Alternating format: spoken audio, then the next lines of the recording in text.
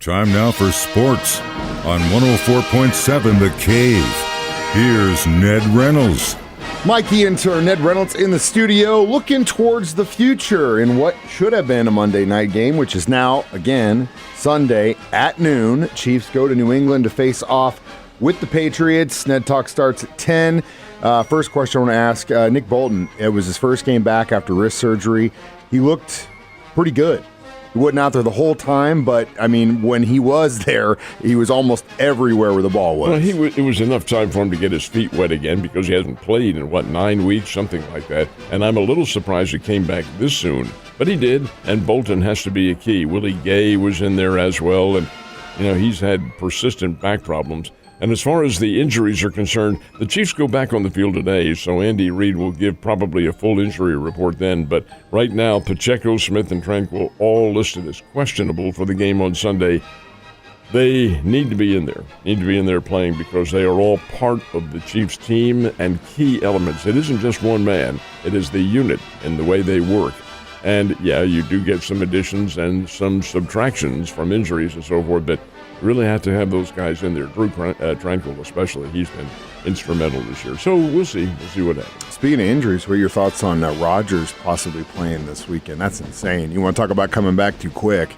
He is coming back at lightning, and that's an old cliche, lightning speed. This is transcontinental light year speed. I can't see him coming back at all this year. Here he is going to try to play again. Apparently, the way I understand this is his Achilles tear, while it did require surgical repair, may not have been quite as significant as everybody thought it was. Still, it's the Achilles tendon. And you're coming back less than, 2 months? 2 months after the surgery, 3 months, whatever it is. Hey, that's a quick time. Well, you can't deny the fact the guy wants to play, and he's been cleared mentally. He's been mentally and medically. I don't know about the mentally part. Mentally is a question right now. But especially if he's willing to come back from an injury like that so quick. But God love it. We'll see what happens. We know we've got the Broncos nipping at our heels, one game behind the Chiefs, but we don't have to worry about the Chargers anymore. Herbert's out for the rest of the year. He is done. Justin Herbert had surgery on a finger, his index finger, passing hand. It was fractured in the most recent game. And he is out. He's undergoing surgery, so he is out. He's being replaced by a guy, Mike, you may not be familiar with. His name is Easton Stick, S-T-I-C-K. Easton Stick was a very top draft choice from North Dakota State. In their great run of 9 national championships, Easton Stick followed several of the other outstanding North Dakota State quarterbacks into a competition, and he's going to be in that backup role. He's very good player. He's not Herbert by any stretch of the imagination, but don't sell him short. He can take that team to a victory, and the Chargers do have a high-powered offense. They're just not a very good team. I don't even really want to talk about the NFL power rankings, or I didn't until I finally got brave enough to look it up, and it's interesting because it really kind of depends on the writer. You've got Yahoo, you've got USA Today, you've got Sports Illustrated. But hell, some of them have put the Chiefs in the top 5 over Miami. I think more realistically, Chiefs at 6, Bills at 7. That's the one that I put the most credibility in, the NFL, the NFL power rankings. And you're right, there are a whole bunch of them, and they're subjective.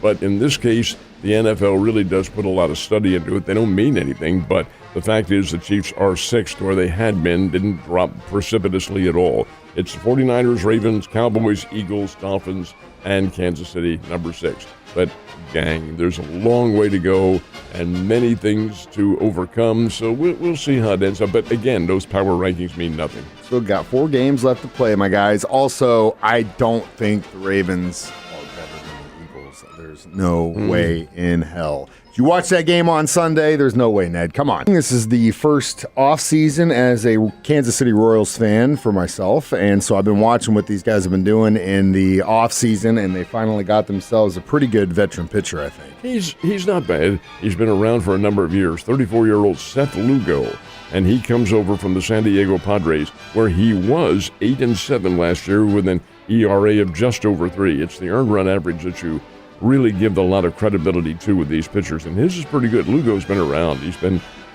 campaigning since about 2015, 2016, somewhere around there. he's of Puerto Rican heritage, but he was born and raised in this country. And he's born in Bossier City, Louisiana, went to Centenary gentlemen. They're a Division III team. And Lugo's pretty good. He can get it done. He's not overpoweringly fast, but he is clever. And he'll add to the Kansas City rotation. That's what they need, a key pitcher on their starting staff to carry them through. I think Kansas City is going to be a little bit better. I thought they would be last year, and they weren't. But they're coming on. They've got a lot of very good young talent. Bobby Witt Jr. is an outstanding player. So we'll see how things morph this year and whether or not Kansas City can keep their players intact. Looks like they're trying to be a little bit more aggressive, which is good for any fan base. Cardinals also trying to be aggressive. They're at least considering a contract from reports. What do you think about this? I'm a little bit puzzled by this one. The Cardinals are still pursuing Paul Goldschmidt. Now, Goldschmidt's entering his final year with the Cardinals. That means he's a free agent if they don't sign him at the end of the year. Well, the Cardinals want to re-sign him.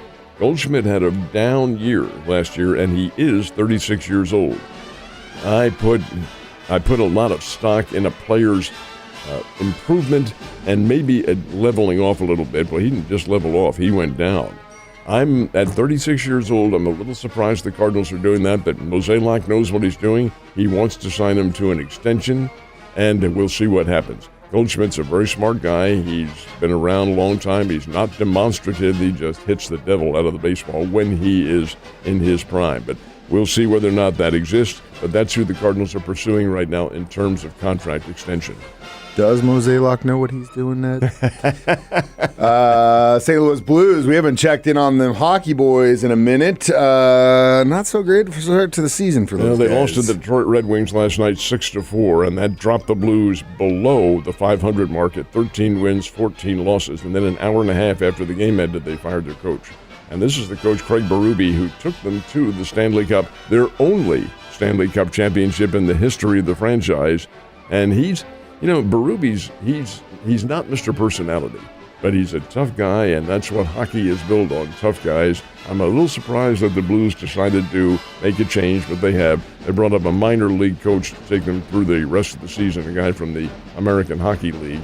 But Berube's pretty good, but they let him go, and we'll see how things change if they do for the Blues. You might remember they made a change in the year they won the Stanley Cup. They were below, in fact, not only below 500. They were in last place at the start of the year, and they came back and won the doggone thing. Yeah. So we'll see how things change. Fingers crossed, but I could see this last year, that it was an issue, and it started at the top, and they just could not get it going, and I had a feeling maybe this would happen before it started, but you know what? Let's just do it in the middle of the season, Ned. You have a great day. I'll see you tomorrow.